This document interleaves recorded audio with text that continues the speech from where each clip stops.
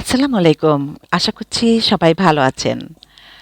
আমরা ১২ আউলিয়ার দেশ সিলেট, সেখানে আমরা ২০ তারিখ থেকে ২৩ তারিখ পর্যন্ত ভ্রমণ করি। তার ১ম অংশটা আজকে আমি আপনাদের সঙ্গে তুলে ধরছি।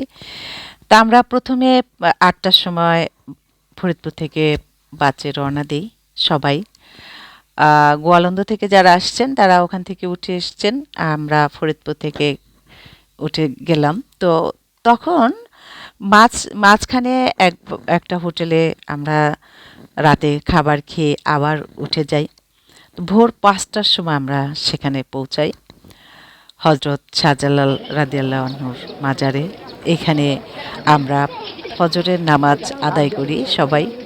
তবে ওখানে নামাজ আদায় করার সময় পুরুষদের যেমন সুন্দর ব্যবস্থা আছে, মহিলাদের ব্যবস্থাপনাটা ভালো লাগেনি। আমরা একটু কষ্ট করেই নামাজ আদায় করেছি। সেখানে একটা রুম আছে দোতলা, কিন্তু দোতলাটা তালা দেয়া ছিল। নিচতলায় আ সবাই ঘুমোচ্ছিলেন।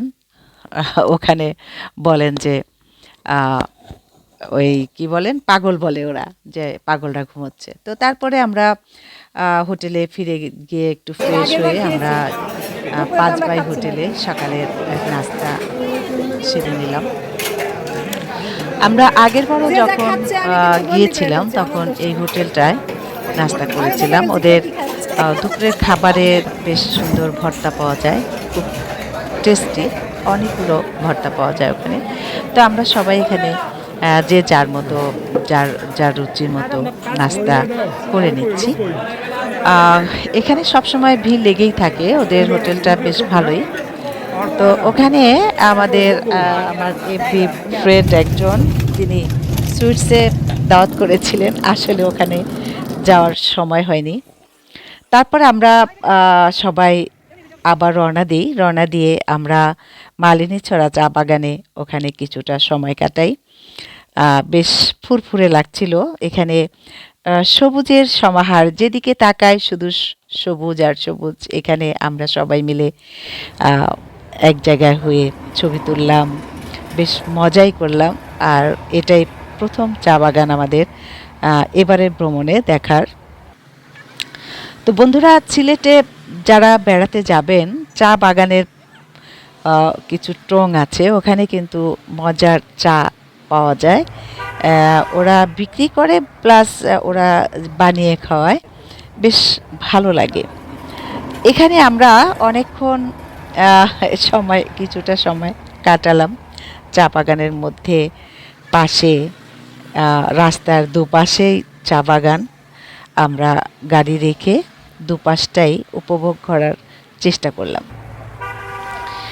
আস্তে আস্তে আমরা বেশ এখান থেকে এই যে আমরা সবাই মিলে একসময় চা খেয়ে তারপর আবার উঠে রওনা দিলাম। এখানে একজন চা শ্রমিকের সঙ্গে আমার কথা হলো।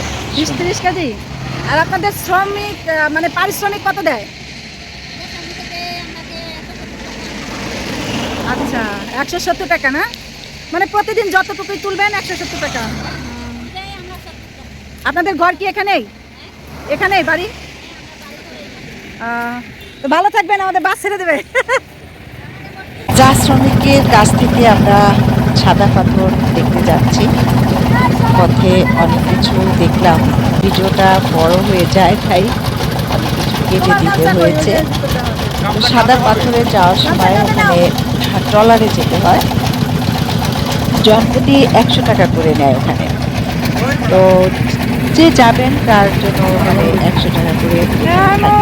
দেশটা কোথাও খুঁজে পাবে না গো তুমি,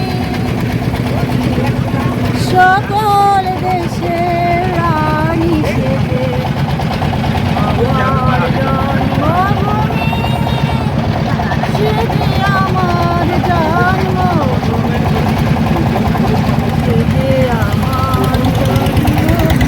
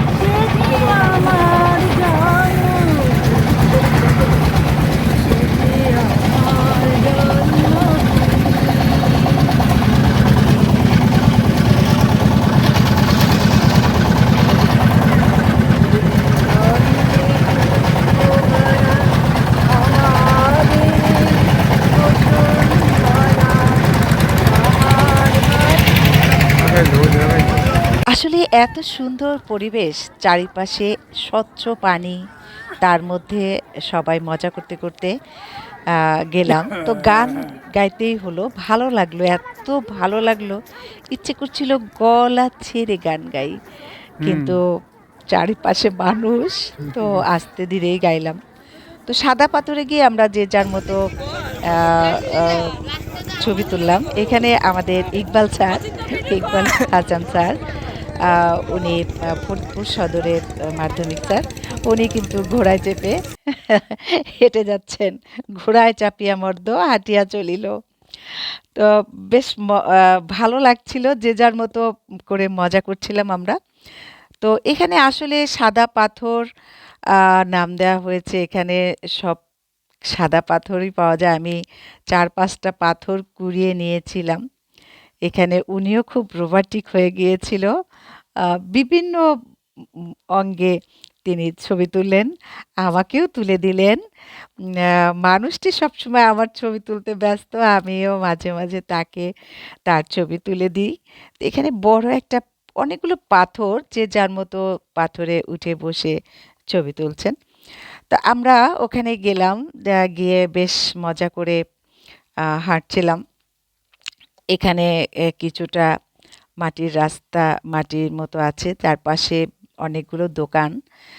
সেখানে আপনারা আ সিলেটের ঐতিহ্য কিছু জিনিস কিনতে পারেন।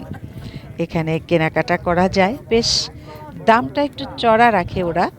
আ সবাই ভ্রমণে যায়, জানে যে আ এমনিতেই তো আ এইগুলোতে একটু দাম বেশিই থাকে। কারণ জানে ওরা আ বিভিন্ন জায়গা থেকে এখানে লোকজন আসে।